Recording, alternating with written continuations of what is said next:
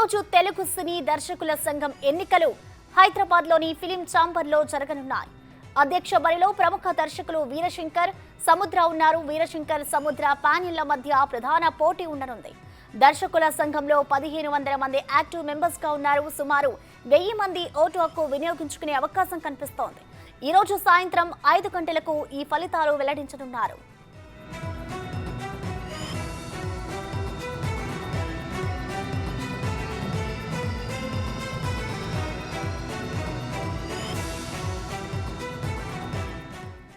ఈ రోజు తెలుగు సినీ దర్శకుల సంఘం ఎన్నికలు హైదరాబాద్లోని ఫిలిం ఛాంబర్లో జరుగుతున్నాయి. అధ్యక్ష బరిలో ప్రముఖ దర్శకులు వీరశంకర్, సముద్ర ఉన్నారు.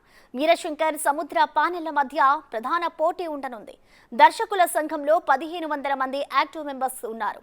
సుమారు 1000 మంది ఓటు హక్కు వినియోగించుకునే అవకాశం ఉంది. ఈ రోజు సాయంత్రం 5 గంటలకు ఫలితాలను వెల్లడించనున్నారు.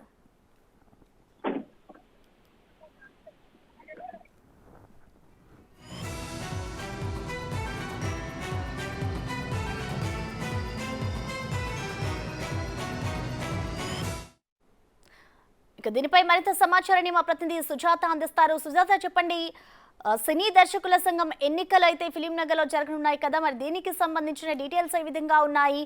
అలాగే ప్రస్తుతం అక్కడ పరిస్థితి ఎలా ఉంది సుజాత?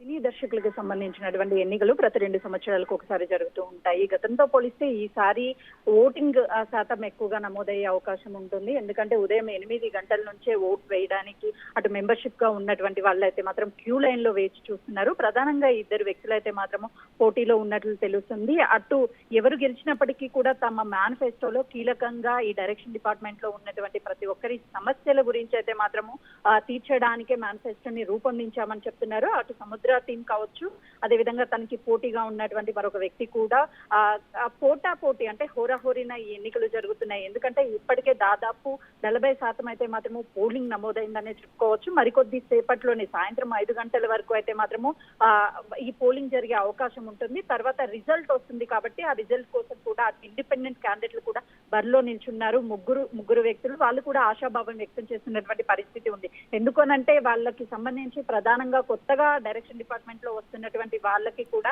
అటు యువతగా ఉన్నటువంటి డైరెక్టర్స్ ఎవరైతే ఉన్నారో వాళ్ళ అసిస్టెంట్ డైరెక్టర్ల స్థాయి నుంచి డైరెక్టర్ స్థాయి వరకు ఎదగగలిగాము. అదేవిధంగా కొత్తగా వచ్చే వాళ్ళకి కూడా కీలకంగా స్థానాలు కల్పిస్తాము, మా మీద ఆ నమ్మకంతో మమ్మల్ని గెలిపించండి అని చెప్పేసి అటు ప్యానెల్లో ఉన్నటువంటి ముగ్గురు వ్యక్తులు పోటీ చేసినప్పటికీ 2 వ్యక్తుల వద్ద అయితే మాత్రం కీలకంగా పోటీ ఎక్కువగా ఉంది అని చెప్పుకోవచ్చు. మరోవైపు ఆ అధ్యక్షుల పదవులతో పాటు వైస్ ప్రెసిడెంట్లు కావచ్చు, మిగతా పదవుల కోసం కూడా పోటాపోటీ అనేది ఎన్నికలు జరుగుతున్నాయనే చెప్పుకోవచ్చు.